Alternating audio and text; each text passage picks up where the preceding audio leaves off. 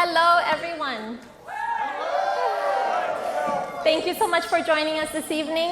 What a night. What a few days. Now, you may have noticed I am not John Fetterman, the next senator of our great state.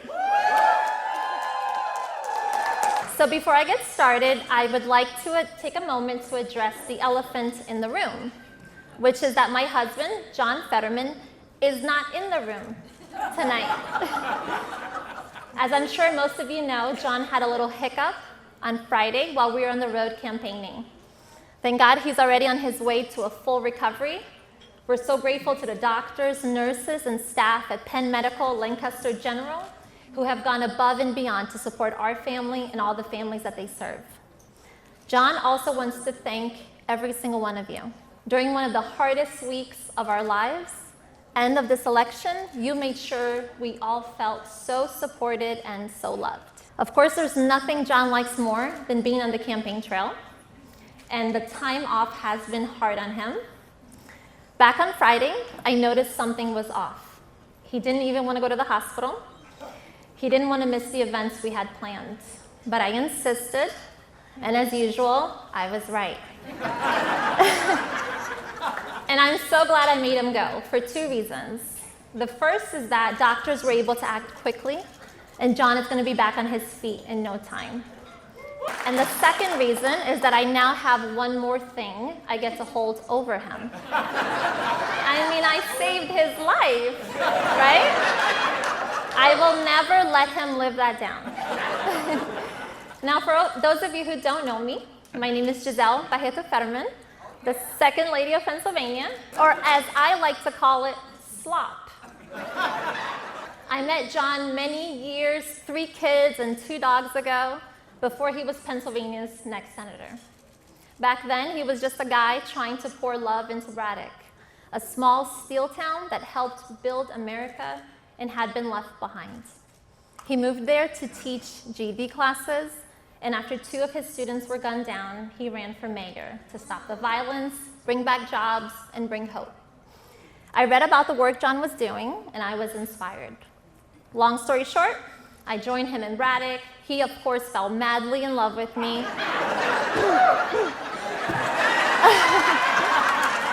We got married, and we've been working together ever since to make sure that no one is left behind. But really, though, I immigrated to this country with my mom, who is here. Say hi, Mom.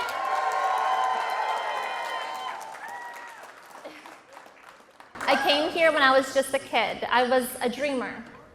And when our son August heard that, he asked me, "Mommy, what did you dream about?" And I told him I dreamt about him, and that was true. But also I dreamt about all of this. Like so many others, I found the American dream and made my life here in Western Pennsylvania. I found love, a wonderful family, and a place I am proud to raise my children. John and I want to make sure that everyone in Pennsylvania can find the American dream here too. On the surface, John and I don't seem like we'd have a lot in common. Funny enough, according to the Zodiac, we are only 11% compatible. Of course, I checked because I want to make sure. But what connected us then and what connects us now is a shared conviction. No person should be left behind, and no community should be forgotten. John has always stood out. My grandmother, Bibi, who we recently lost, used to say he had to be made that tall because it was the only way to fit his whole heart. But it's not just his height or his goatee, his refusal to wear long pants. Even when I beg him, then make him different. It's not just that John looks nothing like a politician. It's because John doesn't act like one. At heart, he's still that hardworking, scrappy, small-town mayor. He wants to know the people he's serving. He feels a responsibility to each and every one of them. And he fights for people like he'd fight for a neighbor, like he'd fight for his family. That is what makes John different. And that is what makes him tough enough to fight for Pennsylvania. He did it in Braddock. He did it in Harrisburg. And now he's going to do the same thing in Washington. Now, I'm going to be honest with you. Politics is mean, and I am not. But the truth is, too many people in this Commonwealth and in this country are hurting. Too many people feel abandoned, feel ignored. Too many people think their best days are behind them. And nothing is more cruel than the feeling of hopelessness. But John has a plan and a purpose to make sure Pennsylvania's best days are ahead of us. He's going to fight for abortion rights. He's going to fight to raise the minimum wage and protect the union way of life. He's going to fight to protect our planet. He's going to fight to eliminate the filibuster. He's going to fight to legalize cannabis. He's going to fight against gun violence. He's going to fight against inflation and corporate greed.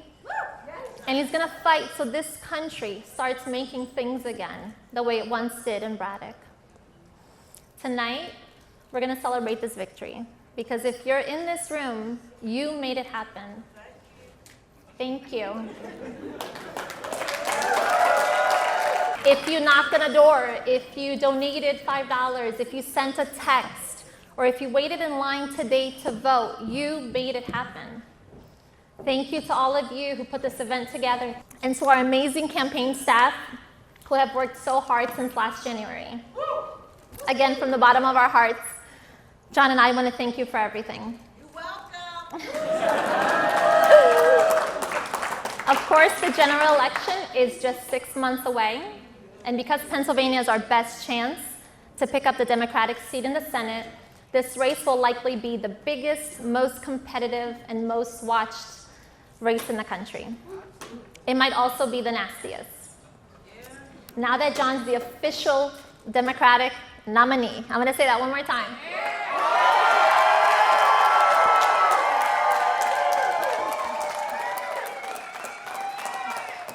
Now that John is the official Democratic nominee, there's going to be more dark money, more negative ads, more lies spread about him than most of us can imagine. It might even start tomorrow. Fortunately, John is up to the challenge, but he can't do it alone. He needs your help to fight back.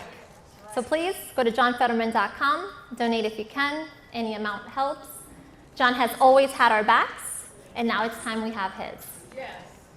This race we're running, it's a race for the future of every community across Pennsylvania.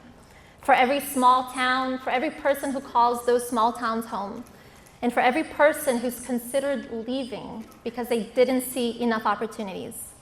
It's a race for every job that has been lost, every factory that has been closed, every cost that keeps rising, and every worker that can't keep up. It's a race for a better Pennsylvania and for a better country. And it's a race that together, we will win in November. And one more thing. Thank you so much for everything, Gisele. Really from my heart now. Thank you for everything.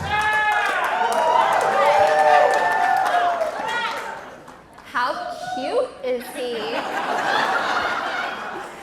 Thank you, Pennsylvania. Thank you for everything. Now let's go party.